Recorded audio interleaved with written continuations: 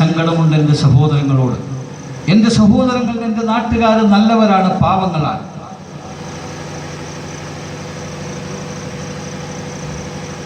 കഴിഞ്ഞോ? ബാങ്ക് കഴിഞ്ഞോ?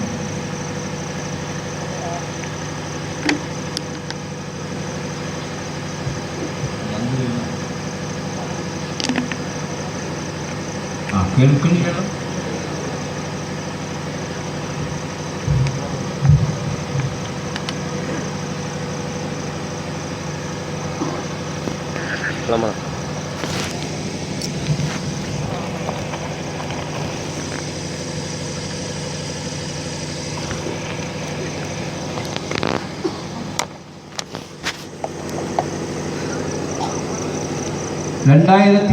ിൽ ജോലി ഒഴിവാക്കി ഇവിടെ വന്ന് ദീനീ സേവനത്തിൽ വ്യാപൃതരായി.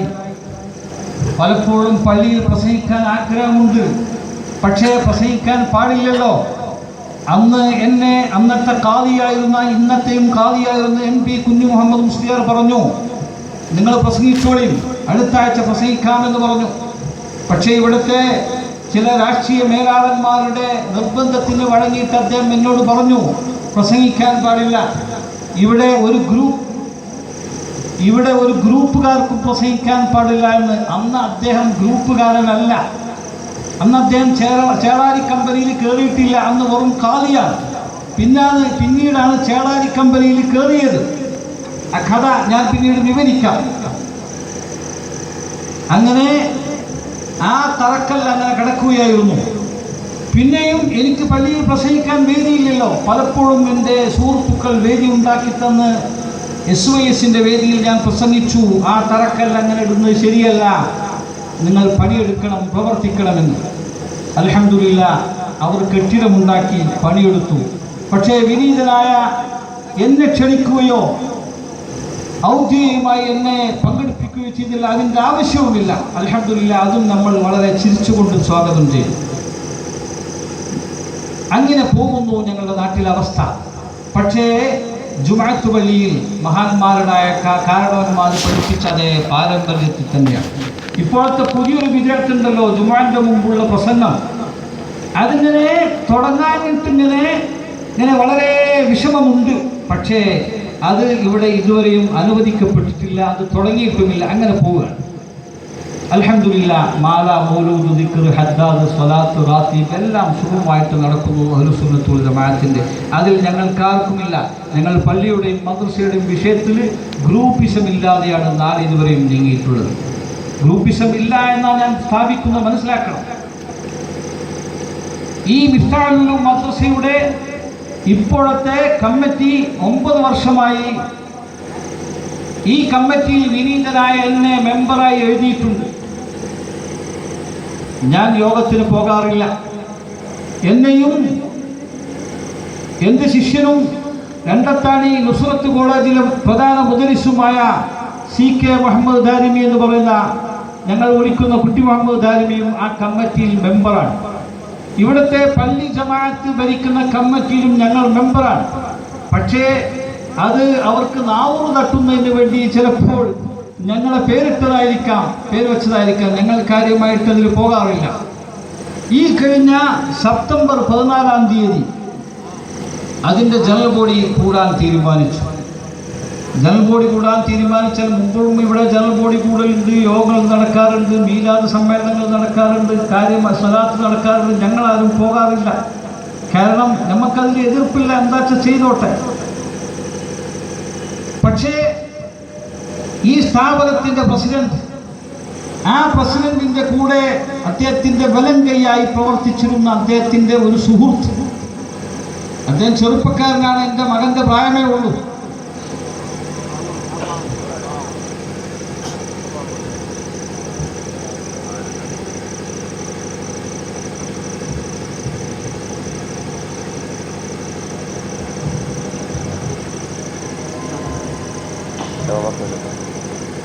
الله أكبر الله أكبر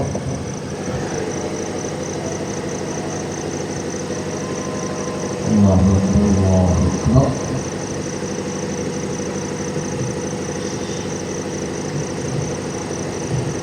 بسم الله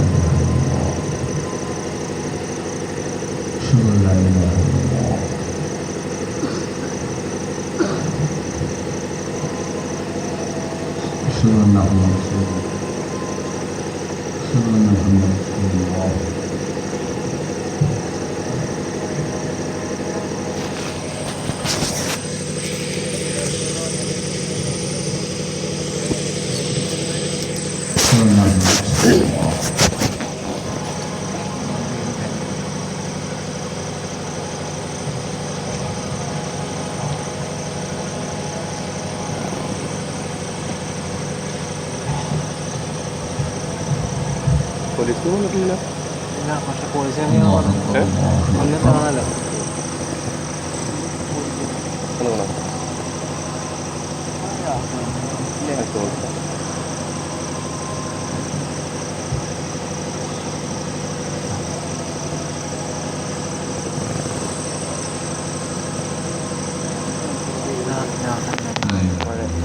മഴയൊന്നും പെയ്യില്ല. നമ്മുടെ പരിപാടിക്ക് മഴ പെയ്തു. ഞാൻ കഥകൾ ഒരുപാടുണ്ട്, വളരെ ചുരുക്കി പറയാം. ഇവിടെ ഒരു ഗ്രൂപ്പിസവും ഇല്ലാതെയാണ് ഇപ്പോഴും ഇവിടെ ഗ്രൂപ്പിസത്തിൻ്റെ വിഷയത്തിലല്ല. ഞങ്ങളുടെ നാട്ടിൽ നിങ്ങളോട് പറയുന്നു, ഇവിടെ EKAP ഗ്രൂപ്പിസം ഇല്ല. ഇവിടുത്തെ വിഷയം ഗ്രൂപ്പിസമാണെന്ന് വരുത്തി തീർത്ത് പുകമറ സൃഷ്ടിക്കുന്നതിന് വേണ്ടിയാണ് എൻ്റെ സഹോദരനെ കയ്യേറ്റം ചെയ്യാൻ വേണ്ടി മുതിർന്നത്. EKAP പ്രശ്നമാണെന്ന് വരുത്തി തീർക്കാൻ വേണ്ടി അല്ല. ഇവിടെ ഈ മദ്രസയുടെ പ്രസിഡന്റ്, അദ്ദേഹത്തിൻ്റെ വലം കൈയായിരുന്ന ഒരു ചെറുപ്പക്കാരൻ, അദ്ദേഹം നിർബന്ധമായി മദ്രസയുടെ പ്രവർത്തനത്തിൽ ചില അഴിമതികൾ കണ്ടെത്തിയതിൻ്റെ അടിസ്ഥാനത്തിൽ അദ്ദേഹം നിർബന്ധമായി പറഞ്ഞു, നിങ്ങൾ പ്രസിഡന്റ് സ്ഥാനത്ത് ഇനി തുടരാൻ പാടില്ല. ഈ ചെറുപ്പക്കാരൻ ഇവിടുത്തെ കാരണവന്മാർ മുഴുവനും ഉണ്ടായിട്ട് ഈ ചെറുപ്പക്കാരനെ പള്ളി കമ്മിറ്റിയിൽ കുത്തിത്തിരിക്കിയത് മാസങ്ങൾക്ക് മുമ്പാണ് നമ്മുടെ ഈ പ്രസിഡന്റ്. ആ ചെറുപ്പക്കാരൻ പറഞ്ഞു, നിങ്ങൾ ഈ നിലയിൽ ഈ കമ്മിറ്റിയുടെ പ്രസിഡന്റ് സ്ഥാനം തുടരുന്നത് ശരിയല്ല, അതുകൊണ്ട് നിങ്ങൾ മാറണം, മറ്റാരെങ്കിലും പ്രസിഡന്റ് ആക്കണം. പറഞ്ഞു, അതിൻ്റെ പ്രശ്നമില്ല, ഞാൻ പ്രസിഡന്റ് സ്ഥാനത്ത് നിന്ന് മാറുന്ന പ്രശ്നമില്ല, നിന്റെ കഴിവെന്താണെങ്കിൽ നോക്കിക്കോ എന്ന് ആ ചെറുപ്പക്കാരനെ വെല്ലുവിളിച്ചു. ആ കുട്ടി ഇവിടുത്തെ ആളുകളോടൊക്കെ വസ്തുതകൾ പറഞ്ഞ് അവരുടെ വിഷയത്തിലൊക്കെ അവർക്ക് ശ്രദ്ധ ഉണ്ടാക്കി. അതിൻ്റെ പശ്ചാത്തലത്തിൽ ഈ കമ്മിറ്റി കഴിഞ്ഞ സെപ്റ്റംബർ 14-ാം തീയതി ജനറൽ ബോഡി വിളിക്കാൻ നിർബന്ധിതമായി.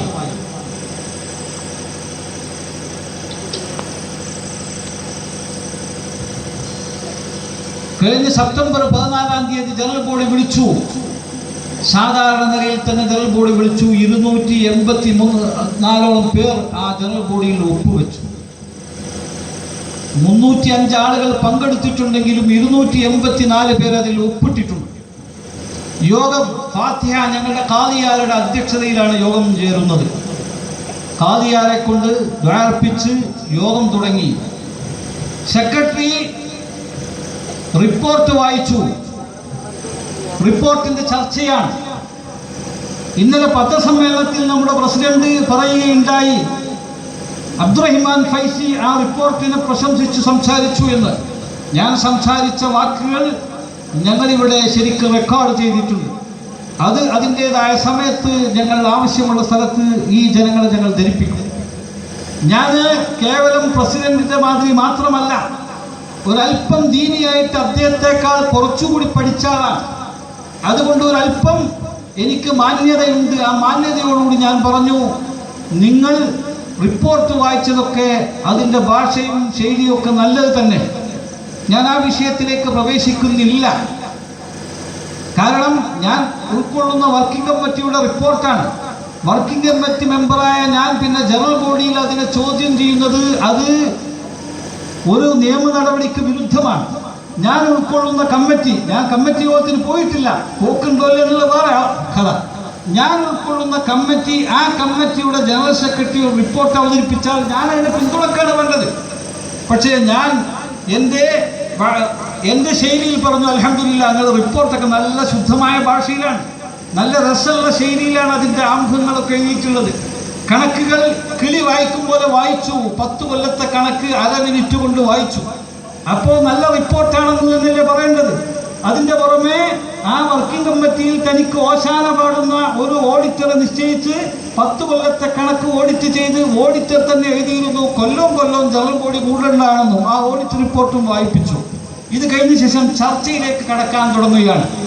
അപ്പോൾ സ്വാഭാവികമായും ചർച്ച തുടങ്ങുന്നതിന് മുമ്പ് എൻ്റെ മനസ്സിനെ അലട്ടുന്ന, എൻ്റെ മനസ്സിലുള്ളത് നിങ്ങൾക്കറിയാമോ? എൻ്റെ മഹാനായ ശൈഖുന ഇ.കെ. ഹസൻ മുസ്ലിയാർ. ഈ നാട്ടിലെ മുഴുവൻ ജനങ്ങൾക്കും സുന്നികൾക്കും അറിയാം ഇ.കെ. ഹസൻ മുസ്ലിയാർ ആരാണെന്നുള്ളത്. ആ ഇ.കെ. ഹസൻ മുസ്ലിയാരെ താറടിച്ച പത്രം, വളരെ ഇവിടുത്തെ സുന്നി കൈരളിയെ മുഴുവനും വേദനിപ്പിച്ച ആ ഫോട്ടോ ഇവിടുത്തെ പ്രസിഡന്റിനെ അറിയാം. അദ്ദേഹം സുന്നികളുടെ പേര് പറഞ്ഞ് നടന്ന ആളാണ്. ഒരു കാലത്ത് സുന്നികളുടെ ലേബലിൽ പ്രസംഗിച്ചാണ് അദ്ദേഹം നേതാവായത്.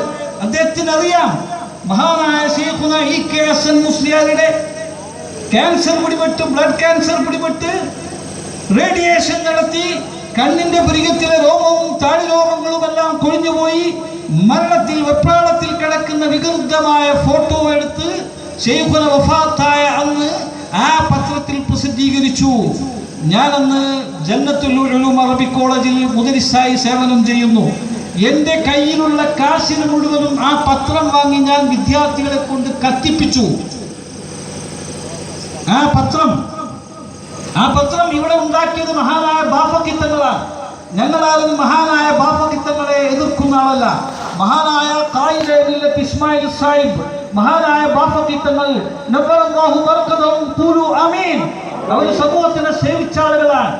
ആ മഹാത്മാക്കൾ വിയർത്തൊഴുക്കിയ ആ പത്രം സുന്നത്ത് ജമാഅത്തിന്റെ നേതാവായിരുന്ന ശൈഖുന ഇ.കെ. ഹസൻ മുസ്ലിയാരുടെ ഫോട്ടോ വികൃതമായി ഇവിടെ കാണിച്ചതിന്റെ പേരിലാണ് ഈ സമൂഹത്തിന്റെ പത്രത്തിന്റെ എതിരിൽ ഞാൻ തിരിയാനുള്ള കാരണം. അല്ലെങ്കിൽ ഈ നേതാവിനെ രാഷ്ട്രീയം പഠിപ്പിച്ച ആളാണ് ഞാൻ. വ്യക്തമായി ഇവിടെ ചരിത്രം അറിയുന്ന ആളുകൾക്കറിയാം. പി.എം. അബൂബക്കർ എന്ന് പറയുന്ന മന്ത്രിയെ കൊണ്ടുവരാൻ എന്റെ കഴിവ് ഉപയോഗപ്പെടുത്തിയതാണ്. നമ്മുടെ നേതാവിന് രാഷ്ട്രീയവും മതവും പഠിപ്പിക്കാൻ ഞങ്ങൾ കൂടെ നടന്നവരാണ്. ആ കഥയൊന്നും ഇപ്പോൾ വിവരിക്കുന്നില്ല. പറയേണ്ട സ്ഥലത്ത് പറയാം. അത് പറയിപ്പിക്കാതിരിക്കലാണ് ഉചിതം. ആ പത്രത്തിന്റെ ഒരു കലണ്ടർ, സമസ്തയുടെ പേരുള്ള മദ്രസ, സമസ്തയുടെ ഇത്ര നമ്പർ എന്ന് പറഞ്ഞിട്ടാണ് ഇതിന്റെ അംഗീകാരമുള്ളത്. ആ മദ്രസയുടെ 3-ാം നിലയിൽ 2 കലണ്ടറാണ് തൂക്കിയിരിക്കുന്നത്. ഈ ജനറൽ ബോഡിയെ അഭിസംബോധനം ചെയ്യുന്നതിന് മുമ്പ് ഞാൻ പറഞ്ഞു, ഇത് സമസ്തയുടെയാണ്, സുന്നത്ത് ജമാഅത്തിന്റെ സ്ഥാപനമാണ്. ഏത് സമസ്ത എന്ന് നമ്മൾ തീരുമാനിക്കാം. അത് കൂറ്റമ്പാർ ഉസ്താദ് പറഞ്ഞു. ഏതായിരുന്നാലും സുന്നത്ത് ജമാഅത്തിന്റെ സ്ഥാപനമാണ്. ഇവിടെ എല്ലാ രാഷ്ട്രീയക്കാരുടെയും കുട്ടികൾ ഈ സ്ഥാപനത്തിൽ പഠിക്കുന്നുണ്ട്. ഇവിടെ ദീനിനോടും ദീനിന്റെ വക്താക്കളോടും ബഹുമാനവും ആദരവും ജനിപ്പിക്കുന്ന പ്രകടനങ്ങളും പരസ്യങ്ങളും മാത്രമേ ഇവിടെ പാടുള്ളൂ. അതുകൊണ്ട് ഞാൻ അതിന്റെ പേര് പറയാതെ പറഞ്ഞു. അതിൻ്റെ എതിരുള്ള പരസ്യം ഇവിടെ നടക്കുന്നുണ്ട്. ആ പരസ്യം ഇവിടെ നിന്ന് നീക്കിയതിന് ശേഷം മാത്രമേ ഇവിടെ ജനറൽ ബോഡി നടക്കാൻ പാടുള്ളൂ. അവിടെ കൂടിയ എൻ്റെ സഹോദരന്മാരൊക്കെ മേപ്പോട്ട് നോക്കുകയാണ്. ഏതാണ് ഇവിടെ സുന്നത്ത് ജമാഅത്തിന്റെ നേതാക്കൾ അവഗണിച്ച ഒരു പരസ്യം? ഇവിടെ ഏതാണ്? എല്ലാവരും മേപ്പോട്ട് നോക്കിയപ്പോൾ ഞാൻ പേര് പറയാൻ ഇഷ്ടപ്പെടുന്നില്ല. ഞാൻ കാണിച്ചു കൊടുത്തു. ഇത് ഇവിടുത്തെ വിദ്യാർത്ഥികളുടെ മനസ്സിൽ ഇതിനോട് ബഹുമാനവും ആദരവും ഉണ്ടാക്കാനാണ്. അതുകൊണ്ട് ഇത് ഈ സമസ്തയുടെ പ്രചരണമല്ല, സുന്നത്ത് ജമാഅത്തിന്റെ പ്രചരണമല്ല. കണ്ട വേശ്യ പെണ്ണുങ്ങൾക്ക് പരസ്യം നൽകുന്ന ഒരു സ്വഭാവമാണ് ഇതിനുള്ളത്. അതുകൊണ്ട് ഇതിവിടെ നിന്ന് മാറ്റണം, എന്നിട്ടേ ജനറൽ ബോഡി നടത്താൻ പാടുള്ളൂ എന്ന് ധീരമായി പറഞ്ഞു. അതോടുകൂടി ജനറൽ ബോഡി അവിടെ അവസാനിച്ചു. ഇതാണ് ഉണ്ടായത്. കണക്ക് ഫൈസി അംഗീകരിച്ചാൽ ഞാൻ കമ്മിറ്റിയുടെ ഒരു മെമ്പറാണ്. ഞാൻ അംഗീകരിച്ചത് കൊണ്ട് 300 ചില്ലാനം വരുന്ന ജനറൽ ബോഡി മെമ്പർമാരുടെ സംശയം തീരുമോ? ഞാൻ നിങ്ങളുടെ കൊള്ളരുതായ്മൊക്കെ കൂട്ടുനിന്നു എന്ന് തന്നെ സമ്മതിക്കുക. എന്നാൽ ഇവിടുത്തെ ബാക്കിയുള്ള ജനറൽ ബോഡി മെമ്പർമാരുടെ സംശയങ്ങളൊക്കെ അവസാനിച്ചു കഴിഞ്ഞോ? ശബ്ദകോലാഹലങ്ങൾ ഉണ്ടായപ്പോൾ ഞങ്ങളുടെ ഖാദിയാർ, ഇവിടെയാണ് ഖാദിയാരുടെ റോള്, അത് കിട്ടാൻ വേണ്ടിയിട്ട് കാത്തു നിൽക്കുകയായിരിക്കും എൻ്റെ സഹോദരന്മാർ. ക്ഷമിക്കണം, അല്പം നീണ്ടുപോയതാണ്. ഞങ്ങളുടെ ഖാദിയാർ അദ്ദേഹമാണ് ഞങ്ങൾക്ക് ഈ നാടിൻ്റെ വലിയ അവലംബം. ഈ മക്കളെ തമ്മിലടുപ്പിക്കുന്നതിന്റെ ഉത്തരവാദിത്വം നാളെ മഹ്ശറയിൽ ഈ ഖാദിയാൻ അല്ലാഹുവിന്റെ മുന്നിൽ കൈനെട്ടി ഉത്തരം പറയേണ്ടി വരുമെന്ന് ഞങ്ങൾ ആണയിട്ടുകൊണ്ട് പറയുകയാണ്. കാരണം ഞങ്ങൾ ഈ കുട്ടികൾ ചെന്ന് പറഞ്ഞു, ഖാദിയാരെ ഇവിടെ കുഴപ്പമാണ്, നിങ്ങൾ ഇതിന്റെ പ്രസിഡന്റ് ആകണം. ഇത് മാത്രമാണ് പറഞ്ഞത്.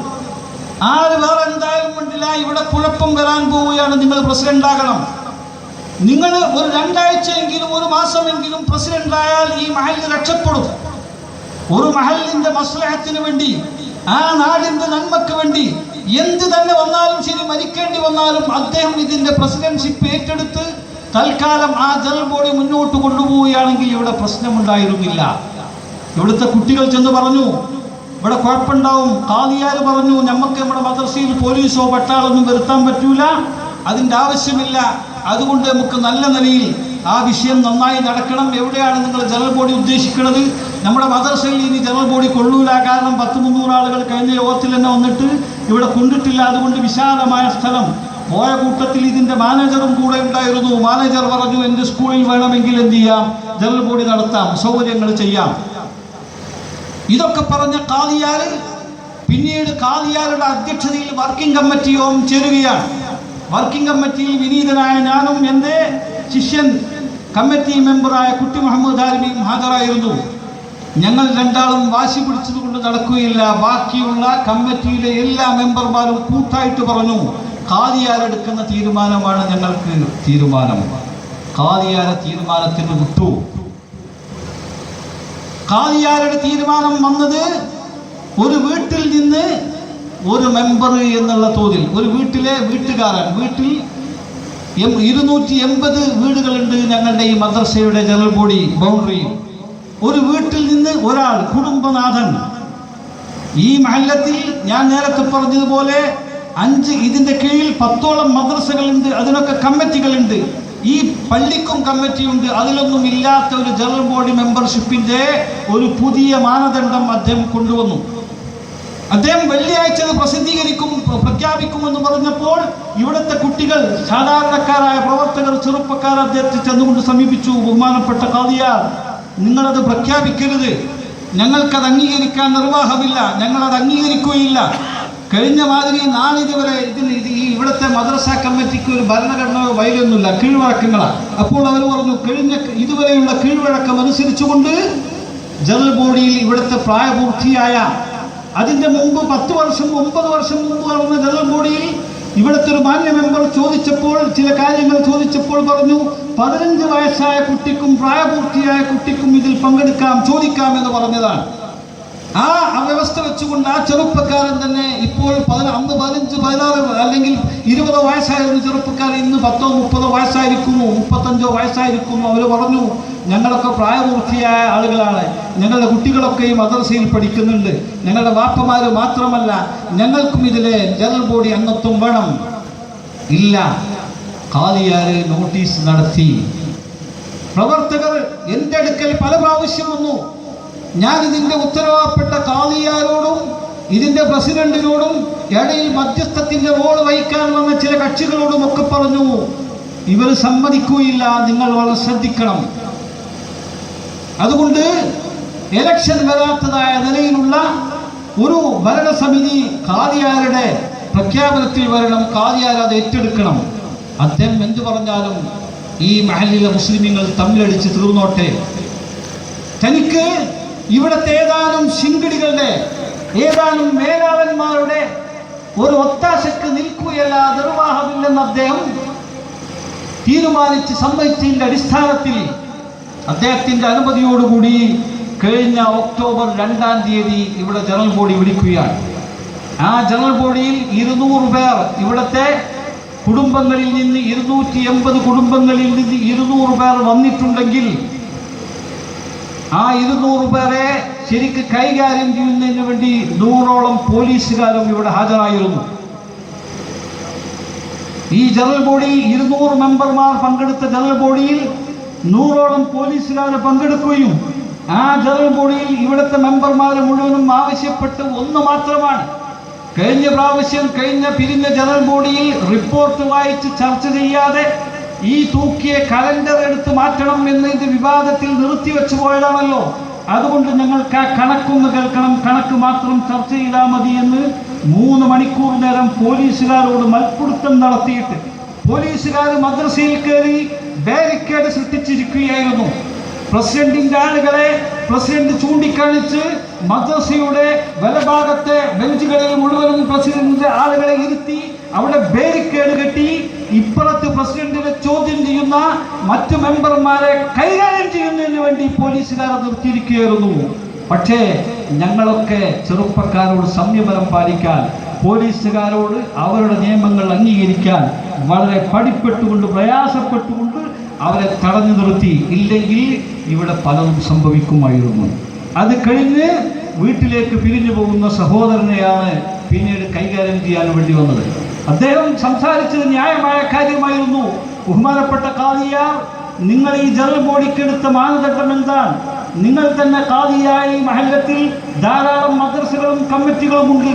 ഈ മദ്രസകളുടെ മാനേജിംഗ് കമ്മിറ്റിയിലെ ജനറൽ ബോഡി യോഗം കൂടുമ്പോൾ അവിടുത്തെ എല്ലാ പൗരന്മാരെയും നിങ്ങൾ ജനറൽ ബോഡി മെമ്പർമാരായി ക്ഷണിക്കുന്നു. 15 വയസ്സ് കഴിഞ്ഞ എല്ലാ കുട്ടികളെയും നിങ്ങൾ ജനറൽ ബോഡി മെമ്പർമാരായി ക്ഷണിക്കുന്നു. ഈ ജനറൽ ബോഡിയിൽ എന്തുകൊണ്ട് മാത്രം നിങ്ങൾ ഇങ്ങനെ ഒരു നിയമമില്ലാത്ത ഒരു പുതിയ നിയമം നിങ്ങൾ എന്തുകൊണ്ട് ഉണ്ടാക്കി? അതിന് മറുപടി പറയണമെന്ന് ഖാദിയാരോട് സംസാരിച്ചു. ആ സംസാരിച്ചതിന്റെ പേരിൽ മാത്രം ഇവിടുത്തെ അധികാര മേലാളന്മാർ എന്റെ ജ്യേഷ്ഠനെ കൈകാര്യം ചെയ്യാൻ വേണ്ടി ഇവിടുത്തെ ഗുണ്ടകളെ, റൗഡികളെ വിടുകയായിരുന്നു. ഞങ്ങൾക്കതിൽ പ്രശ്നമില്ല. ഇവിടെ APEK പ്രശ്നമല്ല. അങ്ങനെയാണെങ്കിൽ ഈ മദ്രസയ്ക്ക് വേണ്ടുന്ന കാര്യങ്ങളൊക്കെ ഞങ്ങൾ ചെയ്യുമായിരുന്നില്ല.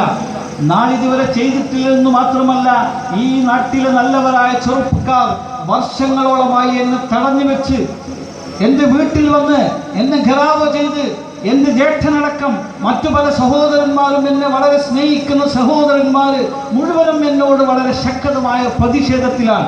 നാടുകളെ, പള്ളികളും മദ്രസകളും നിന്റെ ഒത്താശ കൊണ്ട് പൊന്തുമ്പോൾ എന്തുകൊണ്ട് ഇവിടെ നീ ഒരു സ്ഥാപനം ഉണ്ടാക്കുന്നില്ല? നിനക്കത് ഉണ്ടാക്കിക്കൂടെ എന്ന് ചോദിച്ച് ഇവിടുത്തെ എൻ്റെ പ്രവർത്തകർ എൻ്റെ അടുക്കൽ പലപ്പോഴും വന്നിട്ടുണ്ട്. പക്ഷേ ഇവിടുത്തെ എൻ്റെ ഖാദിയുടെയും എൻ്റെ പ്രിയപ്പെട്ട പ്രസിഡന്റിൻ്റെയും മനസ്സല്ല എൻ്റെ മനസ്സ്. ഞാനാക്കിയ എൻ്റെ പാവപ്പെട്ട ഈ ജനത തമ്മിലടിച്ച് തീരുന്നത് കാണാൻ സഹിക്കുകയില്ലെന്ന് മനസ്സിലാക്കി വളരെയധികം ഞാൻ പുറകോട്ട് നിന്നതാണ്.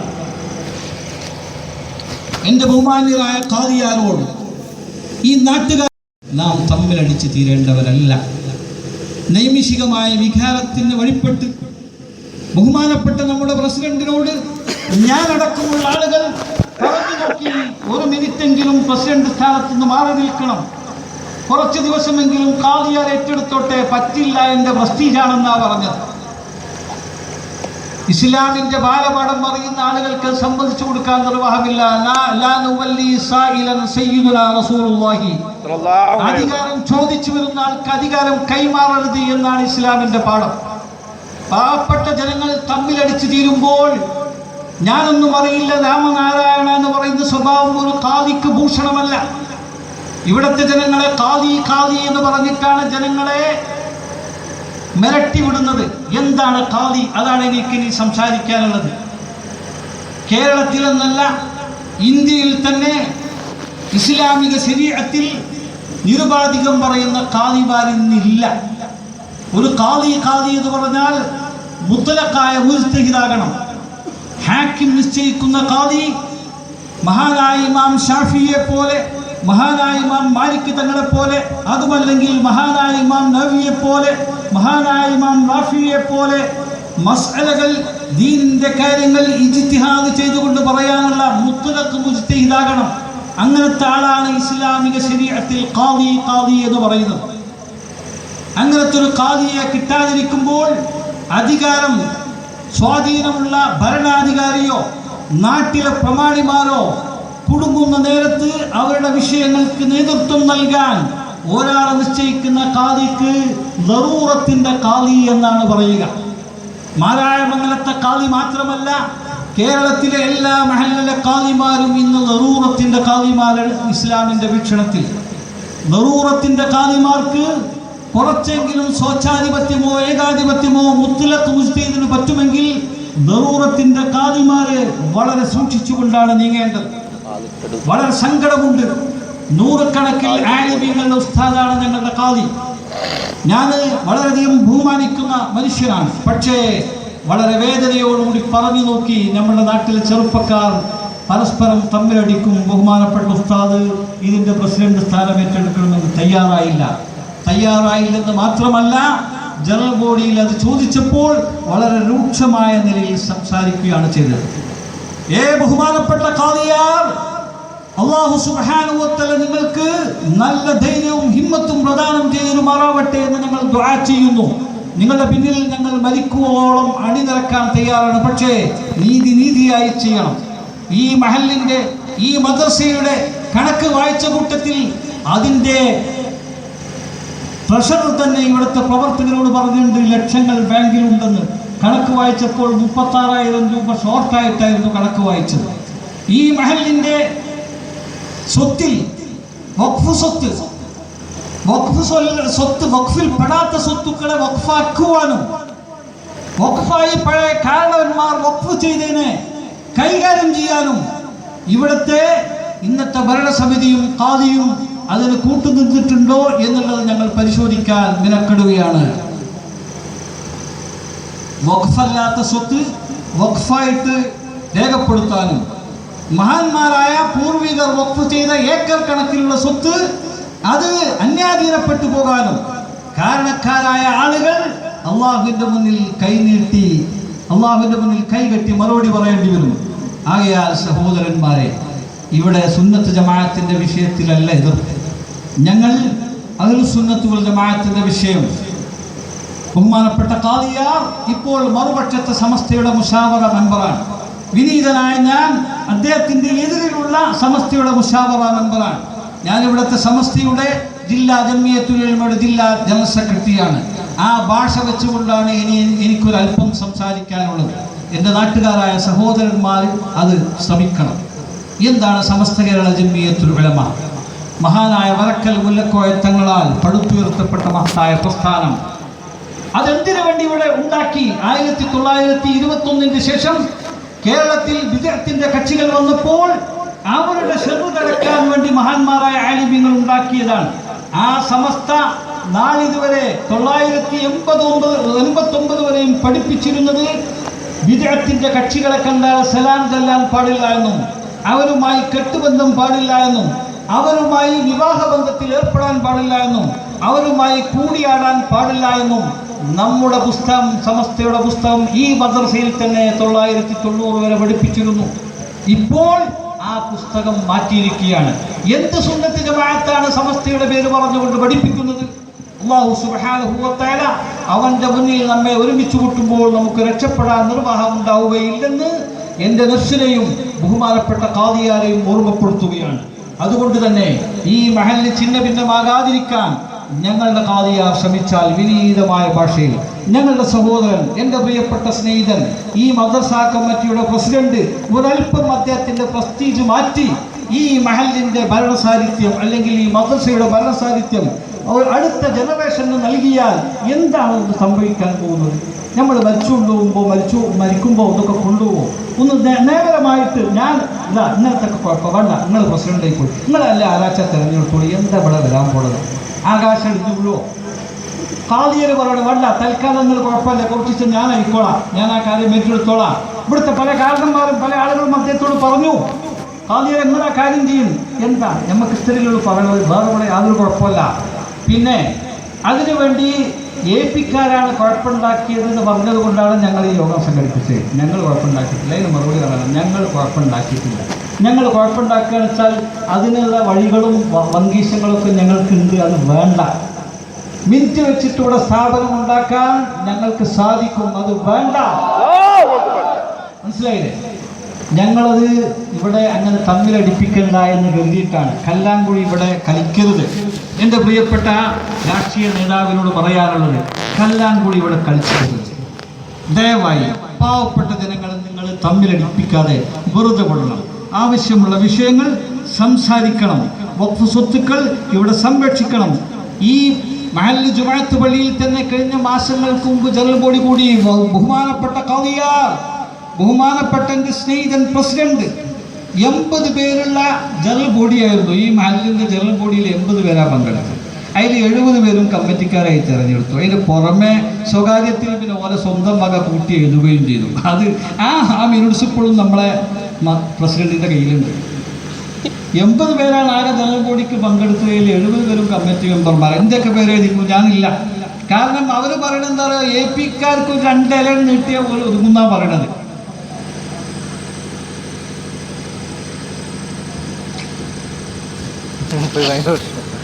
അപ്പോൾ ഈ നിലക്ക് വെറുതെ അങ്ങനെ പറയണ്ട. നമ്മളെ നാട്ടുകാർ നമ്മളൊക്കെ പരസ്പരം, ഞാനും നമ്മളെ പ്രസിഡന്റും വളരെ ചങ്ങായിമാർ അവരൊക്കെ പറയും നിങ്ങൾ രണ്ടാളും ഒന്നാണ്. ഈ കുട്ടികൾ മുഴുവൻ പറയാറുണ്ട് നിങ്ങൾ ഇതിലിടക്കന്നെ അവരൊക്കെ പടൻ്റെ കുടിയിൽ രാത്രി ഒന്ന് ഗരാവോ ചെയ്തു. നിങ്ങൾ ഞങ്ങളോട് പലതും പറഞ്ഞിട്ട് നിങ്ങൾ രണ്ടാളും പിന്നീട് ഒന്നാകാണ് എന്ന് പറഞ്ഞാൽ ഞങ്ങൾ സ്നേഹിതന്മാരാണ്. കാര്യം പറയുമെന്നുള്ളേ ഉള്ളൂ.